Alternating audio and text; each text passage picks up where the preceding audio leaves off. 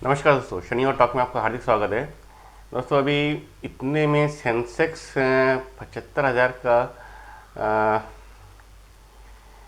Level cross कर लिया। Almost इसके बारे में प्रिडिक्ट जो किया जा रहा था, ये प्रिडिक्शन बहुत दिनों से चल रही थी। इवन अगर आप बात करें तो ये करीब 2015 या 16 में ही कहा गया था कि 75,000 का सेंसेक्स का जो लेवल है क्रॉस कर जाएंगे, ब्रीच कर जाएंगे।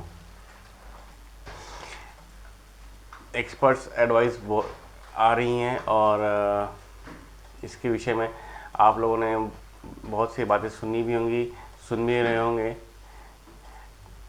ग्रेड और फियर, इन सब की बातें हो रही हैं।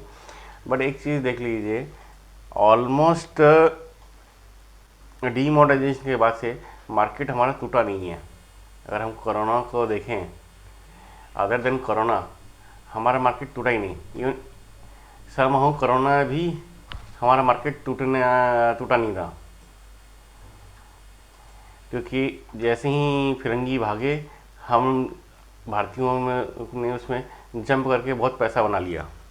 ऑलमोस्ट जो भी इन्वेस्टेड हैं, जिन्होंने शेयर मार्केट में पैसा लगा रखा है और उन्होंने पैसे निकाले नहीं हैं, उनकी इन्वेस्टमेंट अब अच्छी खासी होती जा रही है।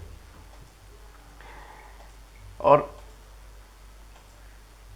म्यूचुअल फंड, इंश्योरेंस और आपका पेंशन फंड, इसका जो पैसा कंटिन्यूशन में मार्केट में आ रहा है, भारतीयों के पैसा आ रहा है, ये मार्केट को स्टेबल बनाए रखी हुई है। इसमें अन्य कारक भी हैं।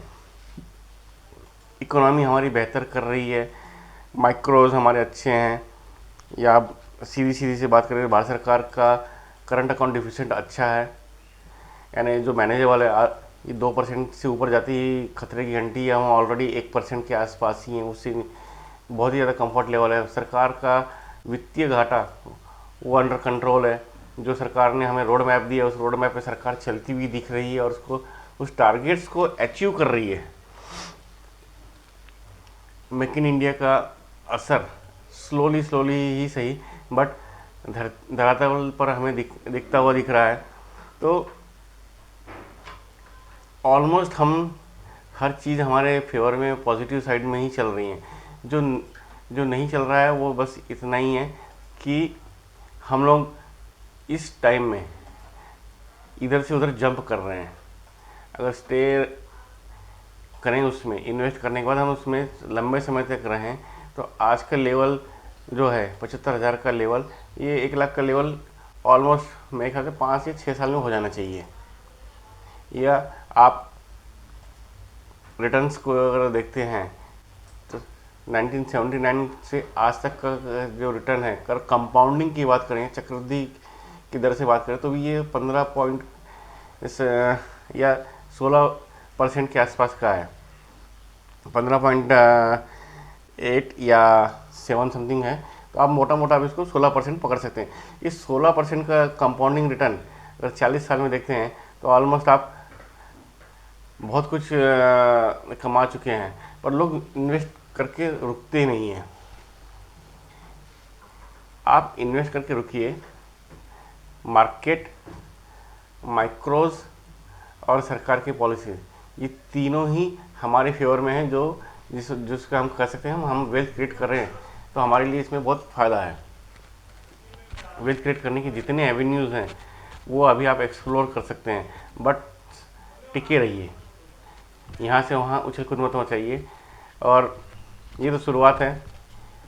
अब जिस प्रकार से चीज़ें चल रही हैं, या जिस प्रकार की इन्वेस्टमेंट्स आ रही हैं, अगर आप इसी हफ्ते की बात कर लें, नवरात्र जब से शुरू हुई हैं तब से मेरे ख्याल से, मैं जहाँ तक मैं पढ़ पा रहा हूँ या सुन रहा हूँ, तो ऑलमोस्ट 3 लाख करोड़ की इन्वेस्टमेंट भारत में आ चुकी है। कुछ भारतीय कंपनियों द्वारा है, कुछ विदेशी कंपनियों के द्वारा है। जो पूरा जो इकोसिस्टम, और कुछ मैंने अभी आपसे बात की इकोसिस्टम, जो इकोसिस्टम बनाने की भी जो चीज़ चल रही है कि डीकपलिंग जो चल रहा है चाइना से, चाइना +1 पॉलिसी में, या फिर किसी क्षेत्र का पर्टिकुलरली इलेक्ट्रॉनिक्स का इकोसिस्टम पूरा डेवलप करने के लिए जो बात चल रही है, या फिर इलेक्ट्रॉनिक्स व्हीकल में जो हो रहा है। तो आप देखो, अच्छा खासा है। और ये 3 लाख करोड़ या 2 लाख करोड़ रुपए जो हमारे मार्केट में अभी लगेंगे, या जिस प्रकार से अनाउंसमेंट कर दी गई है चुनाव के बीच होते हुए भी, और ये प्राइवेट कंपनियों ने डायरेक्ट किया है, ऐसा भी नहीं कि कोई भारत सरकार की तरफ से आया हुआ है या किसी स्टेट गवर्नमेंट की तरफ से आया है। तो ये एक इंडिकेशन है कि आने वाले समय में हमारा भविष्य कैसा होगा। 75,000 तो उसकी एक जस्ट शुरुआत है, अब इसको बेस मान लो।